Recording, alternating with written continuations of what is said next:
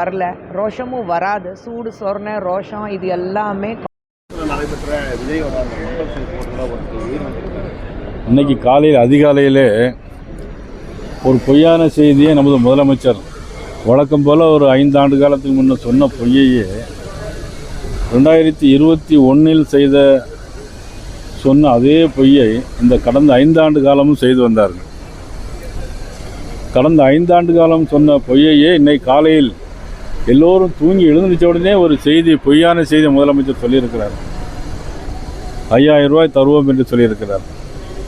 உண்மையிலே பெரிய வேடிக்கையாக இருக்கிறது.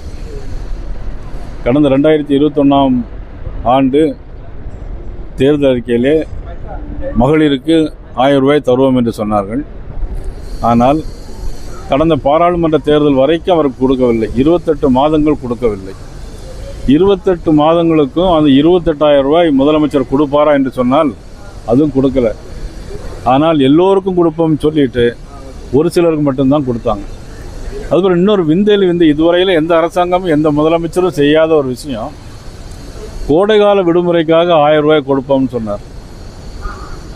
இந்த 5 வருஷத்துலேயும் எத்தனை கோடைக்காலம் வந்திருக்கு? இந்த 5 வருஷம் எத்தனை கோடைக்காலம் வந்திருக்கு? 1000 ரூபாய் கொடுத்தார்களா? இல்லை. இன்றைக்கி அண்ணன் இபிஎஸ் அவர்கள் 2000 ரூபா கொடுப்போம்னு சொன்ன பிறகு அவர்கள் 2000 ரூபா கொடுப்போம், இந்த மாதத்திற்கு 2000, அடுத்த மாதத்திற்கு 2000, ஆக கோடை காலத்தில் 1000 என்று 5000 ரூபாய் இன்னைக்கு சொல்லியிருக்கிறாங்க. நான் கேட்குறேன், இந்த 5000 இந்த அறிவிப்போடு விட்டுருவாங்களா? ஒருவேளை வருவதற்கான வாய்ப்புகள் இல்லை. ஒருவேளை தப்பித்தவரை ஆட்சிக்கு வந்தால் அடுத்த 2039 ஆண்டு 2029 ஆண்டு வரக்கூடிய நாடாளுமன்ற தேர்தலெல்லாம் முதல்வரையே நாம் பார்க்க முடியும். அது வரைக்கும் முதல்வரை பார்க்கலாம், பேசலாம். ஆனால் அவர் பேசி அந்த வார்த்தைக்கு நிச்சயமாக முடிவு வராது. சொல்லது கேளுங்க, அவசரப்படாதீங்க. மத்திய அரசு சொல்லிட்டு இருக்காரு. அறிவிச்சது பூரா யாரு? மாநில திட்டத்தை முடக்கலாம்னு நினைச்சாங்க. ஆனால் அதன் காரணமாக முன்னெச்சரிக்கையாக இந்த பணத்தை போட்டிருக்கோன்னு சொல்லியிருக்காரு. நீங்களும் அந்த பொய்யை சேர்த்து சொல்றீங்களா? முதலமைச்சர் யாரும் அந்த மாதிரி நடவடிக்கையில் ஈடுபடலை. அந்த மாதிரி ஒரு சிந்தனை இல்லை. இந்த மாதிரி சிந்தனையை, ஒரு கற்பனையை தன்னாலே உருவாக்கி மக்களை ஏமாற்றுகிற ஒரு மோசமான ஒரு சூழ்நிலை தான். யாரும் முயற்சி பண்ணாங்க? யாராவது கோர்ட்டு போனாங்களா? யாரும் கோர்ட்டு போகல. இவங்களாவே முன் மத்திய அரசு முடக்க நினைக்குதுன்னு சொன்னால், மத்திய அரசு கொண்டு வந்து திட்டத்தை எல்லாம் முடக்கி வைக்கிறது யார்? நம்மளுடைய முதலமைச்சர் தானே. நான் கேட்குறேன், இந்த 28,000 ரூபாயை எப்போ கொடுப்பாங்க? அட்லீஸ்ட் 28,000 ரூபா கொடுப்பாங்களா? இல்லை 2029 பாராளுமன்ற தேர்தலுக்கு வரும்போது அதை பற்றி சிந்திச்சே தான் முடிவெடுப்பாரா? வெற்றி பெறுவதற்கான வாய்ப்பே இல்லை. முற்றிலும் ஏமாற்ற வேறு. சரி, கரூரில் ஒரு பெரிய சம்பவம் நடந்துச்சு. 40 பேர் இறந்து போனாங்க. இன்றைக்கி சீலநாயக்கம்பட்டி நடந்து போன கூட்டத்தில் இன்றைக்கி ஒருத்தர் இறந்துருக்கார். இந்த ஆட்சியில் பாதுகாப்பு யாருக்கு இருக்குது? பெண்களுக்கு பாதுகாப்பு இல்லை. நான் இந்த 5000 ரூபாய் எதுக்கு அனௌன்ஸ் பண்ணியிருப்பாங்க அப்படின்னா, எல்லாத்தையும் கண்ணை மறைப்பதற்கு, கஞ்சா போதைப்பொருள் விற்பனை அதை மறைப்பதற்கு, சொத்து வரி 5 வருடத்தில் இவ்வளவு 300% கூட்டியிருக்காங்க அதை மறைப்பதற்கு, மின்சார கட்டண உயர்வு 300 மடங்கு கூடியிருக்கு அதை மறைப்பதற்கு இந்த 5000 ரூபாயை வைத்து மறைக்க பார்க்கிறார்கள். ஆனால் மகளிர்கள், தமிழ்நாட்டு மக்கள் இனிமேல் இவருடைய வாக்குறுதியை நிச்சயமாக நம்ப மாட்டாங்க. சார், அதே விஜய் ஒரு குற்றச்சாட்டு என்ன சொன்னார்னா, எல்லாரும் பார்த்தீங்கன்னா எம்ஜிஆர் ஆரம்பித்த அதிமுக தான் எடப்பாடி வச்சிருக்காரு, அதே போல் அண்ணா ஆரம்பித்த திமுக தான் இவர் திமுக வச்சிருக்காரு, இவர் ஸ்டாலின் வச்சிருக்காரு. என்னை போல தனிச்சையாக அரசியல் கட்சி ஆரம்பித்து அவங்களால தேர்தலில் போட்டியிட முடியுமான்னு சொல்லிட்டு சவால் விட்டுருக்காரு விஜய். பாவம், அவர் அனுபவமே இல்லாதவர். முதல்ல வீட்டிலேருந்து வெளியே வரணும். திரிஷாவிட்டிருந்து முதல்ல வெளியே வந்தால் தான் முதல்ல எல்லாமே நடக்க முடியும். இவர் அதாவது குடும்பத்தோடு நல்ல உறவு வைக்கணும், நல்ல தலைவர்கள் வழி நடத்தின இயக்கத்தை நல்ல முறையில் சொல்லணும். முதல்ல இதுல இருந்து வெளி வரணும். முதல்ல வீட்டுல இருந்து வெளி வந்தாதான் மீண்டும் பதிவு பண்றாரு விஜய். அதாவது விஜய்க்கு திமுக தான் போட்டி, மற்றவங்க எல்லாம் மக்களால் தெரிவு செய்யப்பட்டவங்க. களத்துல திமுக மட்டும் தான் இருக்கு, அதனால நாங்க திமுக மட்டும் தான் பேசுவோம். மற்றவங்க எல்லாமே மக்களால் நிராகரிக்கப்பட்டவங்க. எலெக்ஷனு நான் சொல்றேன், ஒரு களத்துல ஒரு கவுன்சிலர் கூட இல்லாதவன், அதாவது கூரை ஏறி கோழி பிடிக்க முடியாதவன் வானம் ஏறி வைகுண்டம் போக முடியுமா? இதுதான் விஜய்க்கு பதில். 30% கூரை ஏறி கோழி பிடிக்க முடியாதவன் வானம் ஏறி வைகுண்டம் போக முடியுமா? ஒரு காலம் முடியாது. 30% வாக்கு 2 வருஷத்துல வந்துருச்சு எனக்கு அப்படின்றத சொல்றாரு சார். அனுபவத்தில் பார்க்கணும். உங்களுக்கு சட்டியில் இருந்தால் தானே அகப்பையில் வரும். உங்களுக்கு இதெல்லாம் இப்படி சார் 32% வாக்கு இருக்குன்னு தான் ஒரு நடிகர்னால சொல்ல முடியுமா? முதல்ல குடும்பத்தில் வீட்டிலேருந்து வெளியே வரணும் சார்.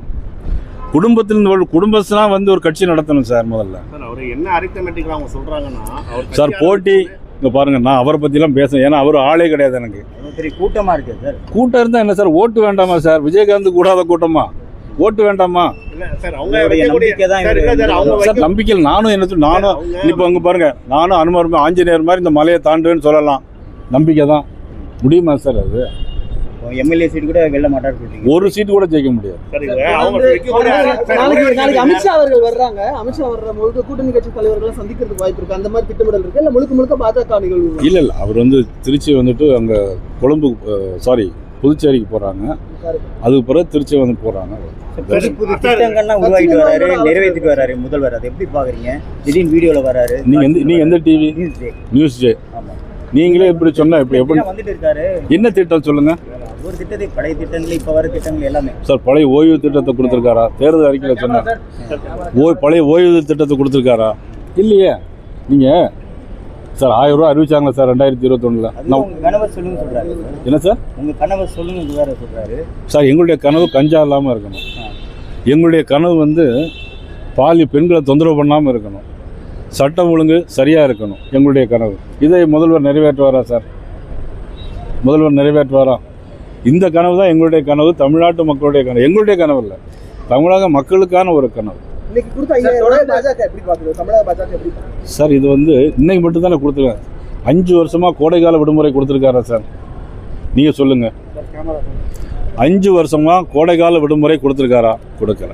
ஏன் இப்ப கொடுக்க? தேர்தலுக்கான ஒரு ஏமாற்று வேலை சார். பீகார்ல பாஜக கையில் எடுத்த விஷயத்தை தான் தற்போது முதல்வர் வந்து எடுத்து முன்னதாகவே ஏன்னா இது போலதான் தேர்தலுக்கு முன்னாடியே பாஜக சார்பில் பொதுமக்கள் அதே மாதிரி இவர சார். பீகார்ல என்ன கொடுத்தாங்கிறது முக்கியம் இல்லை. பீகார்ல சட்டம் ஒழுங்கு எப்படி இருந்தது முக்கியம். பீகார்ல கஞ்சா இல்லாமல் இருந்தது முக்கியம். பெண்களை கற்பழிக்காமல் இருந்தது முக்கியம். இங்க பெண்களுக்கு பாதுகாப்பு கிடையாது. ஆண்களுக்கு நீங்கள் போதைப் பொருளை போட்டுட்டு நீங்கள் கொங்கு நாடு பகுதியில் பார்த்தீங்கன்னா ஈரோடு சேலம் பகுதியில் தோட்டத்தை தனியாக இருக்க முடியல. வயசானவர்கள் வெட்டி கொண்டு கையை காலை வெட்டி கொண்டு போயிடுறாங்க. ஆண்களுக்கும் பாதுகாப்பு இல்லை, பெண்களுக்கும் பாதுகாப்பு இல்லை. ஆனால் பீகாரில் அப்படி இல்லை சார். அங்கே எல்லாமே நல்லா இருக்கு. இங்கே அது இல்லையே. உங்களுக்கு 5000 ரூபாய் கொடுத்து மட்டும் பீகார் மாதிரி சொன்னால் எப்படி சார் ஏற்றுக்கொள்ளும்? மற்ற கட்சியினருக்கு வந்து ஈஸியாக வந்து பர்மிஷன் கிடைக்கிறது. ஆனால் நான் என்னுடைய மக்கள் என்னை பார்க்கறதுக்கு பர்மிஷன் வந்து அவருக்கு மட்டும் ஏற்கப்பட்ட. எனக்கு விஜய் சொன்னாருங்கிறத மட்டும் நான் எடுக்கல. எங்களுடைய எதிர்கட்சியார் கூட எங்களுக்கே அதுதான் இருக்கு சார். அது பிளவு நம்ம சொல்ல முடியாது. அவங்க கூட்டணி மந்திரி சபை கேட்டுக்கிட்டு இருக்காங்க. அந்த மாதிரி நானும் கேள்விப்பட்டேன். கூட்டணி மந்திரி சபையில் இடம் கொடுக்க போறாங்களா இல்லையா? அவர் ஏற்கனவே முதலமைச்சர் சொல்லிட்டார், நாங்கள் வந்து காங்கிரஸுக்கு மந்திரி சபையில் இடம் கொடுக்க மாட்டோம், ஒத்து வராதெல்லாம் சொல்லியிருக்கிறாங்க. இதில் எடப்பாடி பழனிசாமி ஒவ்வொரு முறையும் டெல்லிக்கு சென்று வரும்போது இவங்க வந்து மத்திய அரசு கீழே இருக்காங்க, அதனாலையும் அவங்க போய் பார்க்கலாம்னு சொல்லுறாங்க. அதே போல தான் ராகுல் காந்தியை தனிமுறை போய் பார்த்துருக்காங்க. இது எப்படி பார்க்குறீங்க? ஏன்னா அவங்க எடப்பாடி போகும்போது ஒரு கண்ணோட்டமோ சொல்ல முடியும்.